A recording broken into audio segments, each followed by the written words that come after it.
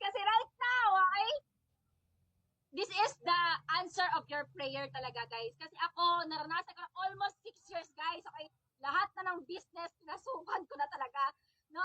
Computer shop, school supplies, okay, food business, magpasabay, ano pa ba? Okay, prutas, di ba?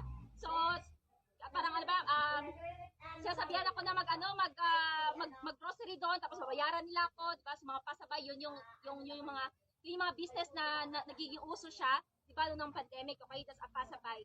So, lahat ng mga negosyo na yon, okay, and then every night, okay, ako yung gumagawa lahat, okay, ikaw lang mag-isa, di ba, the law of singleness, yan yung talaga nakaka-relate ako doon. Kaya nung nakita ko talaga yung video ni Empress na law of leverage, doon ako na-amaze kasi nandito siya sa Elites Empire. Nandito talaga siya sa Elites Empire. Sabi ko, this is it, this is it, this is it. Diba? Kung ikaw yung traditional business owner, my goodness, okay, mag-isip ka na. Okay? Kasi sabi ko, 6 years, tapos nalubog ako sa utang. Di ba? Sabi ko, oy, ano, Selbet, oy, huwag kang tanga-tanga. Di ba? Di ba? Kaya sabi ko, ay, mag-isip ka na sa katotohanan. No? Na wala kang, hindi ka yayaman. Okay? Yes, yayaman ka, pero you will take a lot of your time. I really tell you. At saan ka makakita? Guys, sasabihin ko talaga sa inyo. Dito talaga ako nagigil eh. Sabi ko, naglabas ako ng pera, tapos meron akong ROI.